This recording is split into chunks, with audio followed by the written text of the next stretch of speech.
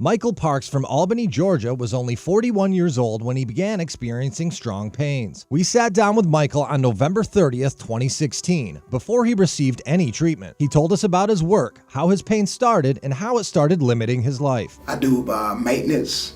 I've been doing maintenance now for about a little over 15 years, and then I do a little bit of clerical work as well, a lot of sitting, more sitting in the past year and a half than I've ever done. I picked up a drum. Normal, I've been able to pick up a drum. It may have been, I think it also had something to do with the way I picked it up. And maybe 2 days later, that's when I felt the pain. I didn't feel anything right then. Thought it was just normal, me doing my thing. But about 2 days later, I was actually down. Just can't do certain things the way that I was doing them. Playing with the grandkids, working around the house, in the yard, and at work. I feel like I'm too young to be missing out. Just like others, Michael tried non-surgical options to find relief from his symptoms. The conservative treatments that I tried before I came to the Bonati was I went to this musculoskeletal place back home, and I had 2 injections done, steroid injections, and then I'm right back with the pain. I did a little bit of therapy, I did a little bit of home therapy as well, and it just seems like it wasn't getting better. It seemed like all of it was, even the home therapy, it was hurting. But his pain escalated and he realized something more needed to be done. It was brutal, man.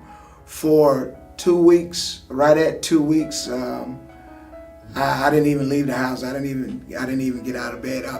And it was a struggle to get out of bed, just to make it to the kitchen to get something, to fix something to eat, because my wife was at work. So, but it was tough, man. I started looking at life, flashing away a little bit, as far as with the normal day-to-day things that I'm used to doing. The pain that I had, that I was experiencing before I came here, it was intense pain, mainly in the back of the thigh, back outside of the knee, but it was very intense. It would wake me up in the middle of the night, sometimes, and it would move from time to time. It moved from the hip to the leg, to sometimes in my calf muscle, somewhere in that area. Never really much pain in the foot, but it was very intense. It got to the point where I was only probably getting like 2 hours of sleep, at a time, and then I'd be up for 2 hours, then probably maybe get another hour and a half or so. But it had got that bad. That's what went ahead and kind of made me come, make up my mind to go ahead and come here.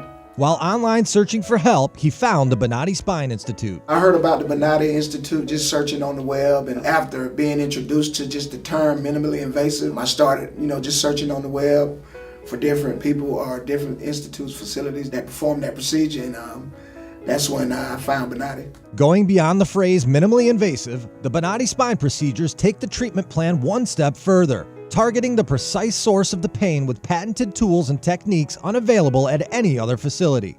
Additionally, Bonati Spine Institute surgeons care for patients personally, from the initial consultation to post-operative checkup phone calls. Going in that viewing with Dr. Uteg, that was my first time really looking at the MRIs and being explained in detail what my spine looked like, because I didn't have that prior to coming here. It wasn't explained to me the way that Dr. Uteg, and not only Dr. Uteg, Missy Lane over in the clinic, she did a good job of explaining everything, terminology and everything. He went a little bit more in depth than she did, but he explained my MRI and X-rays very well, and I had a good understanding of where I was going forward, and I appreciate that. Hi, I'm Dr. Robert Uteg, and I work at the Bonati Spine Institute. Michael Parks, who's a young man I saw with a left L5 radiculopathy. Radiculopathy is a fancy name for pain generated where a nerve is compressed that radiates to a different site. In the case of L4-5, the symptoms usually begin around the waistline and can extend around to the hip on the side of the thigh. The pain might stop there, or it can radiate further down, past the knee, down the front of the shin, to the top of the foot and the bottom of the foot. In some people, this may be accompanied by numbness anywhere along that distribution, or even in worse cases with weakness in the muscles that help bend our ankle up and our big toe up when we walk. We treat the narrowing or stenosis surgically at the Bonati Institute, and what this involves is taking a person in the operating room and doing a decompression. We want to take the pressure off the pinched nerve. Tissues that one encounters along the way are the lamina and ligament, part of the facet joint, sometimes pedicle. And once we've removed lamina and ligament and can actually see the nerve and the nerve sac, we can gently move or retract that to the side and look at the disc underneath.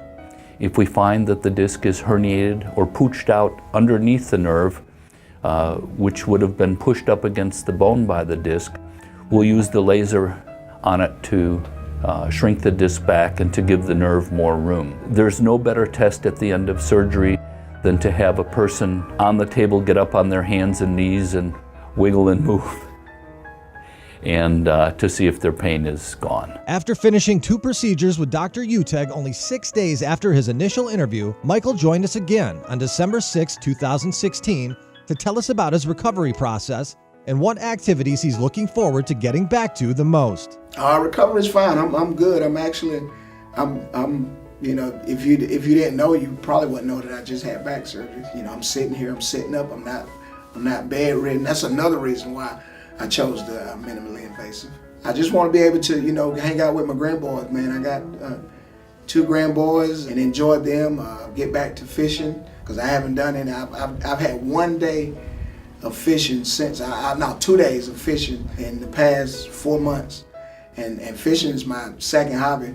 And being able to enjoy the wife. I was looking at all that flash by, man, just because there was a couple times when I was in the bed stuck from the pain where she was going, you know, and I wanted to go with her. We had missed a couple of weddings and just a couple of other outings that I would have loved to have been there, but just the pain and not being able to sit up or anything like that, it kept me away from it. And that's the kind of stuff I'm just looking forward to getting back to my normal day-to-day activities.